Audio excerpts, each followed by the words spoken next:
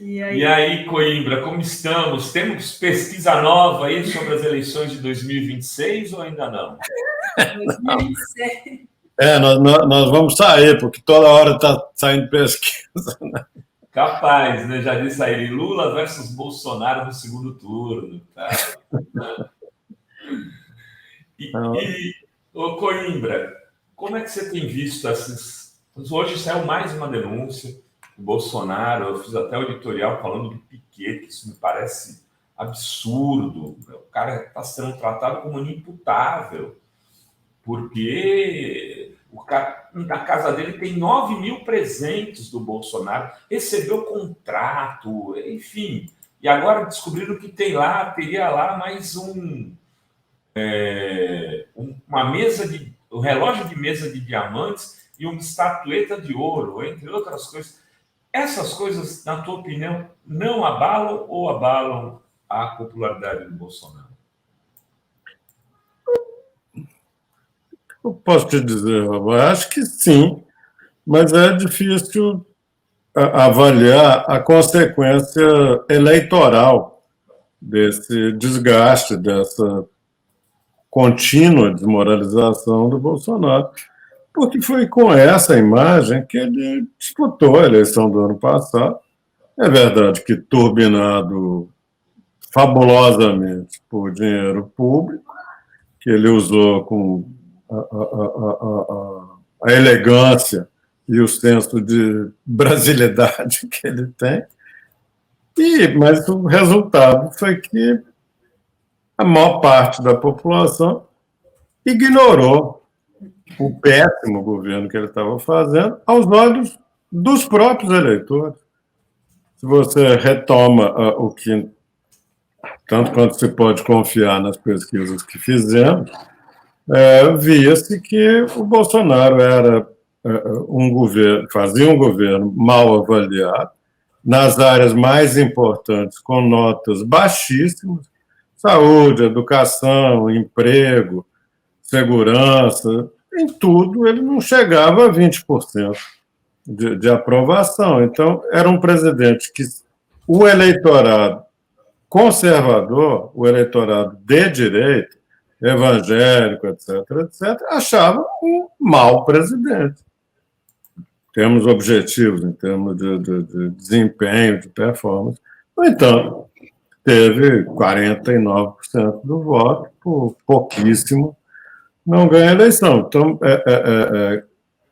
voltando à sua pergunta, isso vai impactar na imagem dele? Muito provavelmente, sim. Muito provavelmente as pessoas vão dizer: esse Bolsonaro realmente não se emenda. Ele realmente é um cara que faz de tudo para se dar bem, para botar dinheiro no bolso, para escapar da fiscalização.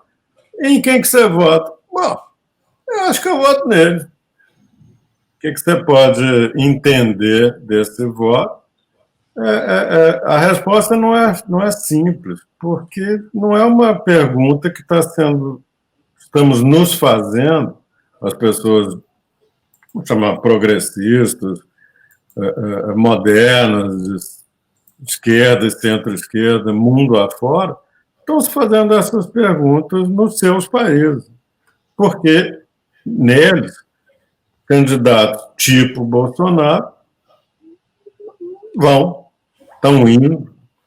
O que a gente pode dizer do Trump? Um cafajeste, um sujeito que deu todas as provas de sei lá, deselegância, ignorância, misoginia, o modo como ele administrou o governo. No entanto, está pau a pau para ganhar a eleição americana no ano que vem. Vai ganhar? Não sei. Ninguém tem bola de cristal. E as pesquisas andam ruinzinhas a respeito de prognóstico, especialmente com essa distância. Aqui e lá. Mas tudo indica que ele é competitivo, apesar disso tudo. E que caminho o campo progressista, né, o campo democrático progressista que se juntou para eleger o Lula, teria que fazer para tentar vencer, né, vencer essa situação, porque é isso, né? É um sujeito que foi um péssimo presidente, mesmo assim, ainda tem esse eleitorado que vota, parece que contra um governo progressista, né? Contra o Lula, antipetista, tal. Qual que é o caminho agora do governo, né, desse campo para tentar chegar em 2026 e não ter essa eleição tão apertada, né, tão polarizada? Desculpa te interromper, Pedro, mas até chegar em 2024 com melhores condições de disputa, ao menos nas grandes capitais, né, Coimbra? Com certeza. Agora, André, eu acho que a única resposta que se pode dar aqui e em outros lugares do mundo é que nem sempre esse bloco de eleitores de Trump ou de Bolsonaro ou da ultradireita na Itália, na Inglaterra, na Espanha, etc., nem sempre esse bloco é uniforme, homogêneo, coeso. É preciso entender que existem nuances e intensidades nesse vasto universo de eleitores de direita. E a velha tese de que a ultradireita é apenas uma parte da direita é importante lembrar e procurar, na medida do que for possível, compreender melhor o que esse eleitor de centro-direita e até de direita, mas não amalucado, não cafajeste como o Nelson Piquet, etc. O que esse eleitor, o que leva esse eleitor a repudiar o voto na centro-esquerda, na civilização, na convivência, no respeito recíproco entre as pessoas. O que faz com que essas pessoas se afastem do campo progressista, se afastem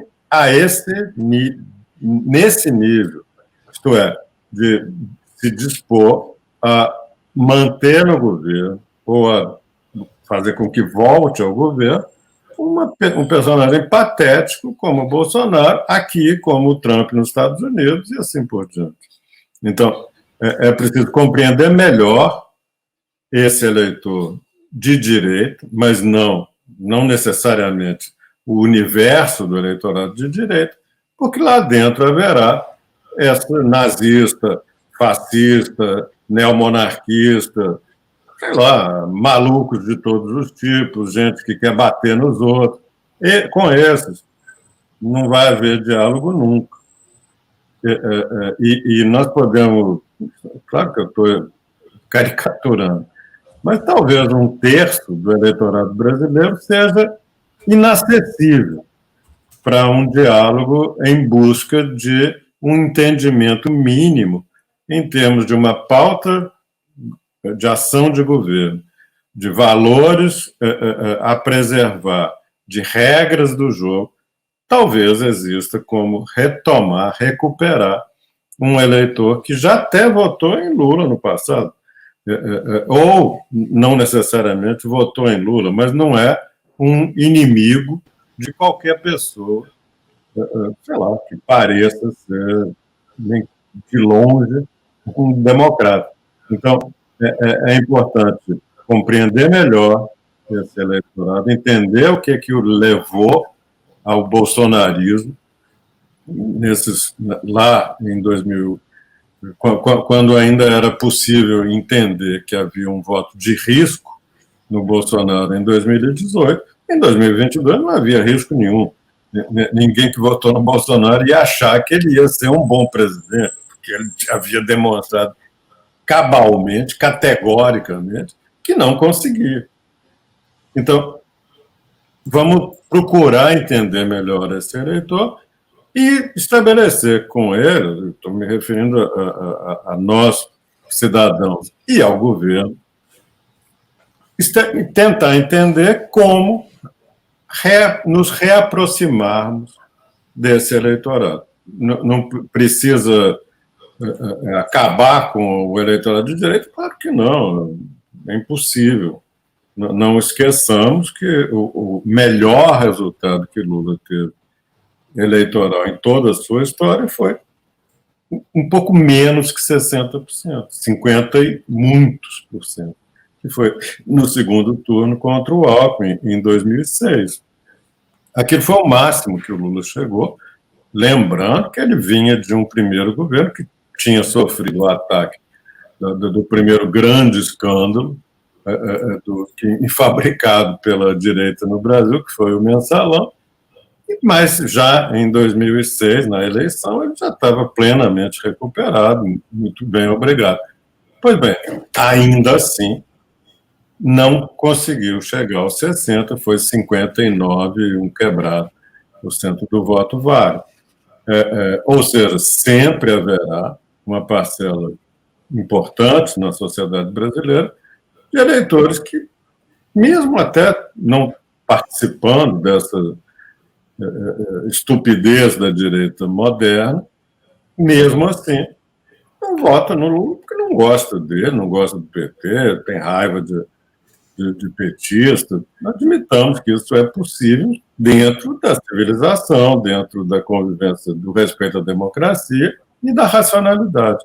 Então, como fazer para que o governo Lula consiga, no mínimo, entre aspas, esses 10% que já teve,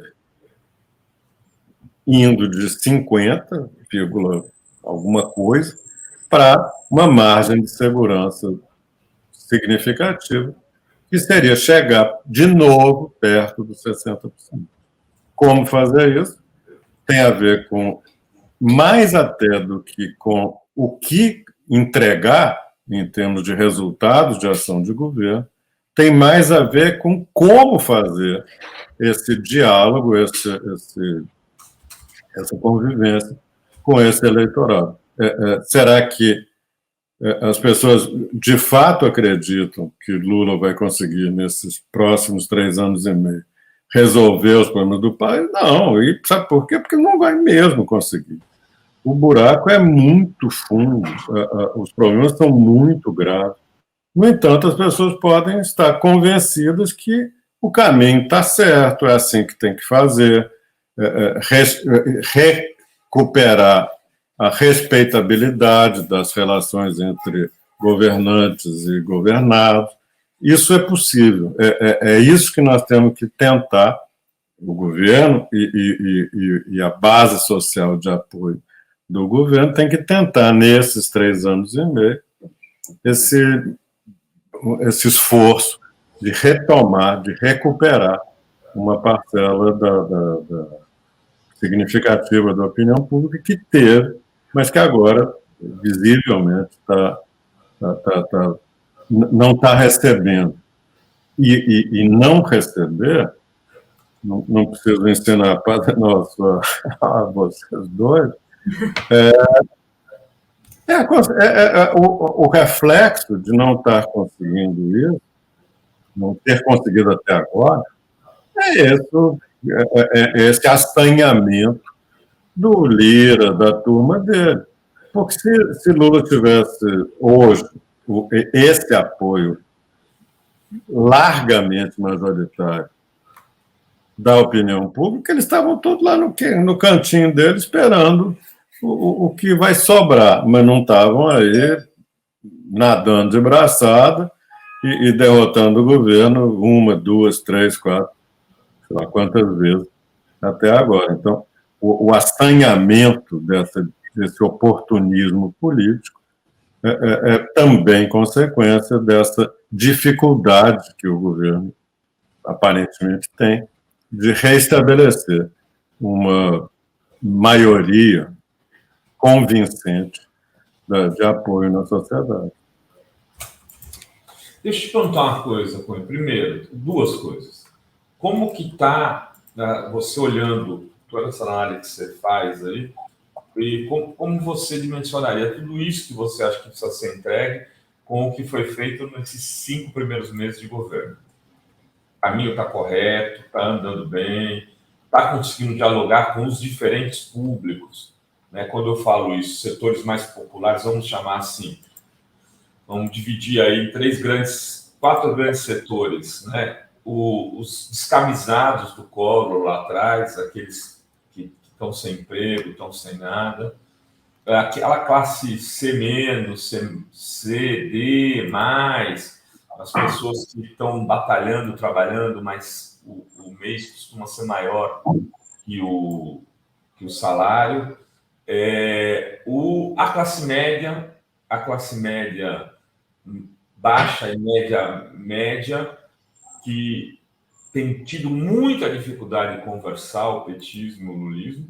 E aí, enfim, os setores mais abastados, que a gente não precisa nem se preocupar tanto. Mas, pelo menos, para esses outros três, está conseguindo construir diálogo? Sim e não. Depende da área, depende do tema e depende da abertura para ver o governo fazer suas coisas de partes de cada um desses segmentos.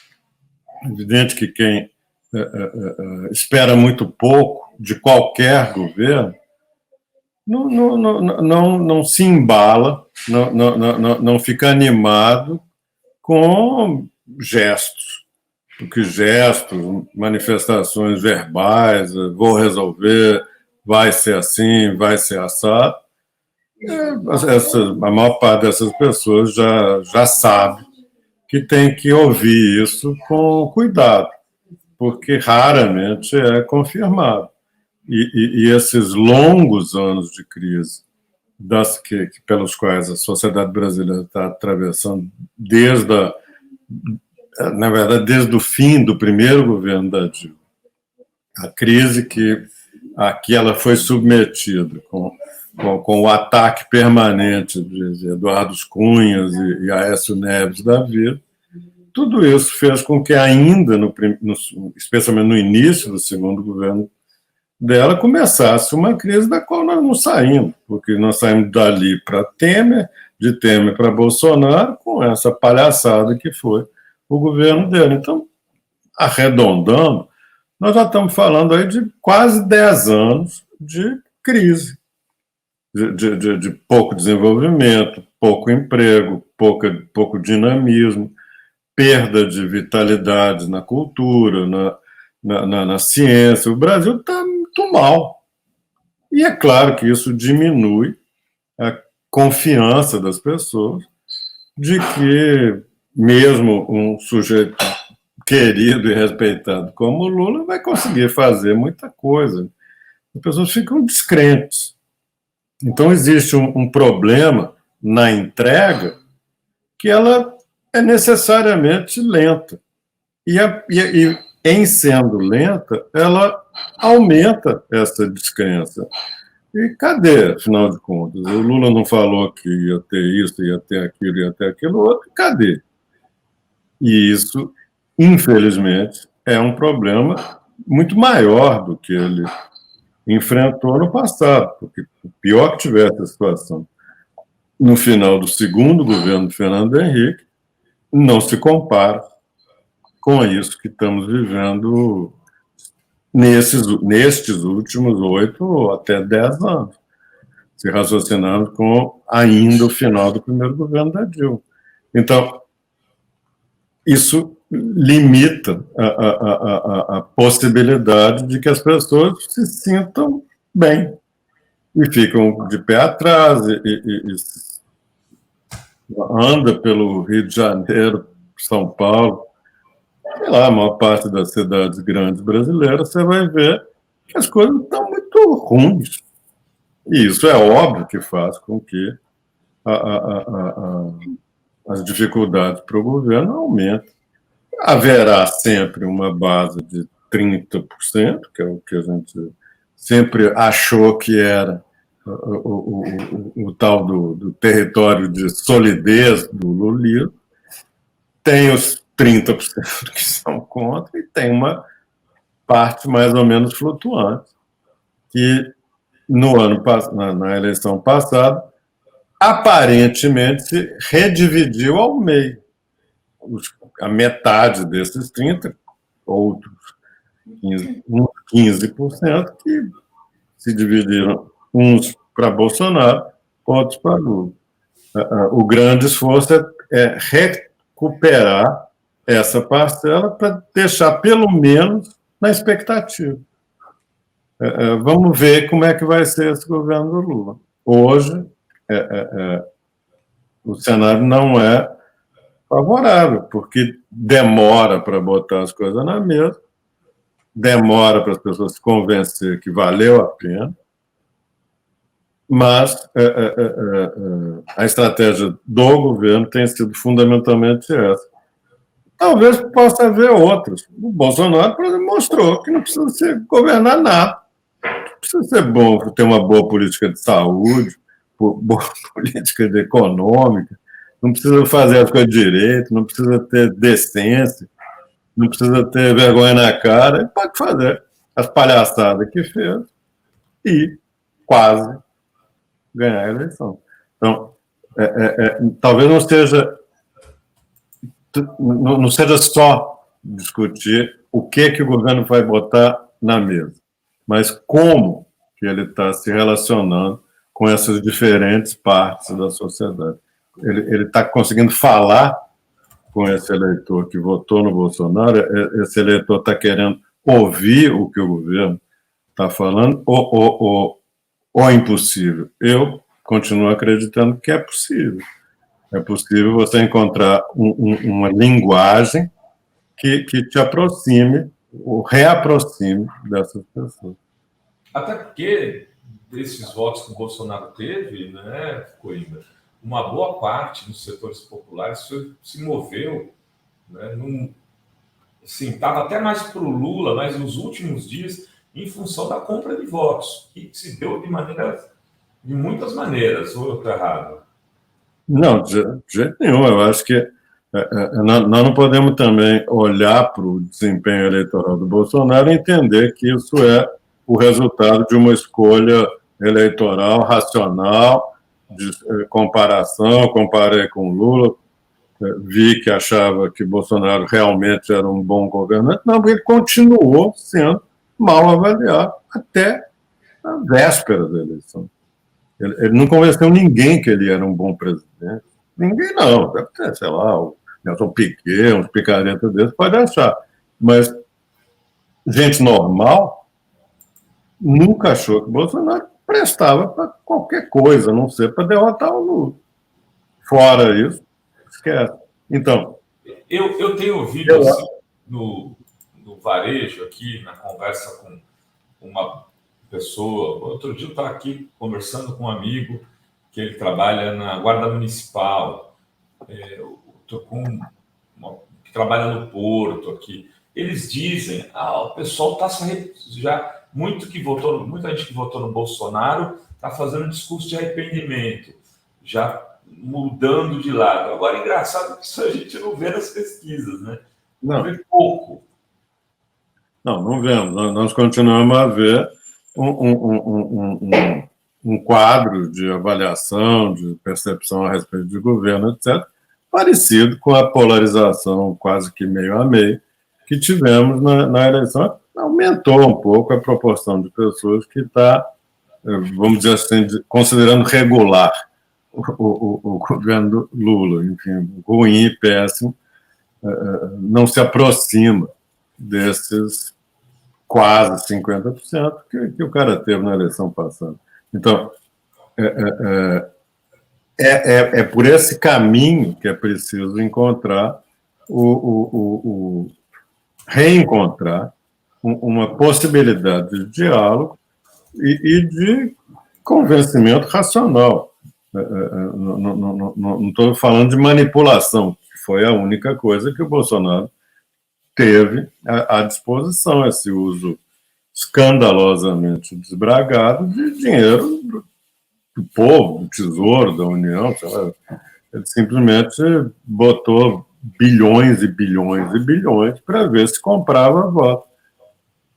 Isso não vai ter em 2026, mas antes de 2026, como você está estava lembrando agora há pouco, tem 24. Ano que vem, nós vamos eleger os prefeitos de todas as cidades brasileiras, e é claro que, simbolicamente, vai ter muito, muito impacto o resultado de São Paulo, de Rio, de Porto Alegre, de Salvador, etc., do Recife. E, do ponto de vista de hoje, as perspectivas não são muito favoráveis.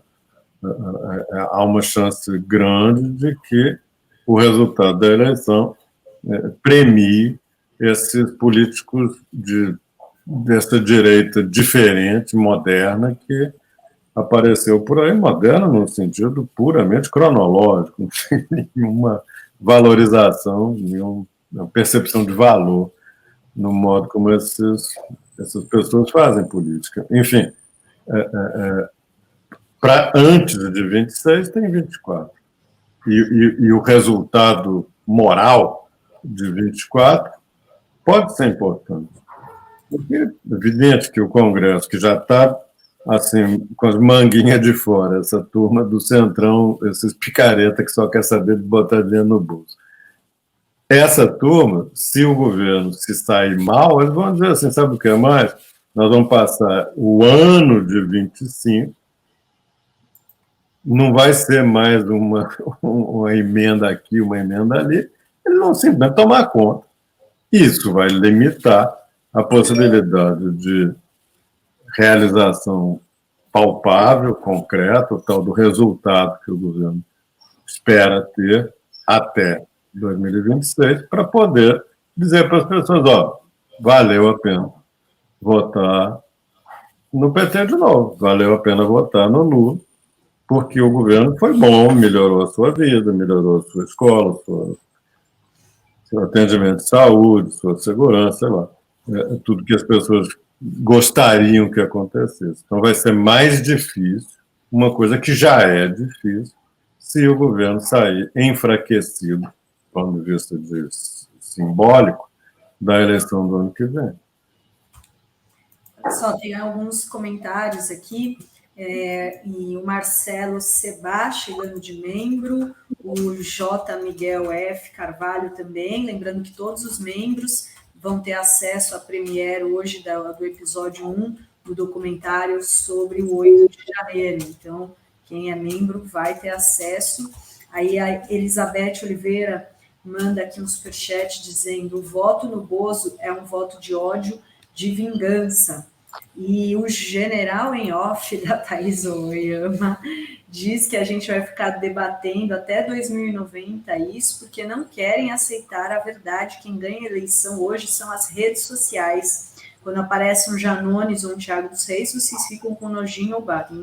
Aqui ninguém fica com nojinho ou bate, né, Rovai? Não bate ninguém. Mas, assim, também acho que esse estilo Thiago dos Reis e Janones é um pedaço do debate na internet. Tem outros tantos, né? Tem outras formas de diálogo. É preciso tomar cuidado para não querer pôr um único tom de cinza. E tem ainda o João Hitzel dizendo: a pesquisa do impacto da ação eleitoreira da PRF, se a pesquisa, né, aquela ação da PRF, que é a Polícia Rodoviária Federal, que fez um monte de blitz ali no segundo turno para evitar que as pessoas fossem votar. Então, passar para o Coimbra comentar essas e já para dar a sua mensagem final, né, Coimbra? A respeito concreto dessa pergunta a respeito de pesquisa, sim, já houve, não pesquisa de opinião, houve pesquisa de avaliação de como que foi montado e executado essa lastimável utilização da Polícia Rodoviária como instrumento político de um grupo. O reflexo dessa ação foi a redução no comparecimento em alguns municípios brasileiros, onde o voto na eleição no primeiro turno tinha sido majoritariamente, muito majoritariamente, para o Lula. Agora, os dados disponíveis sugerem que o impacto não foi tão grande assim. mas mas inquestionavelmente houve, e traduz o que foi esse governo do Bolsonaro, com esse tipo de ação, com esse tipo de gente mandando nas instituições públicas. Então, no entanto, passa-se o tempo e nós estamos de novo discutindo assim como chegar nas eleições com uma margem de segurança razoável, porque nós vimos na eleição passada que achávamos que tínhamos uma margem de segurança que se revelou isso muito aquém do que estava sendo imaginado. Até tínhamos, né, Coimbra, porque se levar em consideração quantos milhões de votos será que foram mudados ali naquela reta final? Se não tivesse essa margem de segurança, tinha perdido a eleição. É verdade. E também, muito possivelmente, se o Bolsonaro não tivesse feito coisas como aquelas declarações a respeito das garotas venezuelanas, coisas que a gente achou que não tiveram efeito, talvez tenham tido. Talvez tenham tido. Zambelli, o Roberto Jefferson, e por aí vai. Exatamente. Coimbra, sempre muito bom te entrevistar. Muito obrigado pelo carinho de nos atender. E hoje tem lançamento do documentário. Se você tiver com um tempinho aí, são 3 episódios. A gente vai passar o primeiro episódio em Avant-Première. Tem até Avant-Première. Não, o negócio é chique. É online, né? É online. Muito obrigado pelo convite. Um abraço para vocês. Vou fazer força para ver. Se não puder hoje, depois pode ter certeza que eu vou ver. Muito obrigado. Um abraço para vocês. Um abração, boa semana.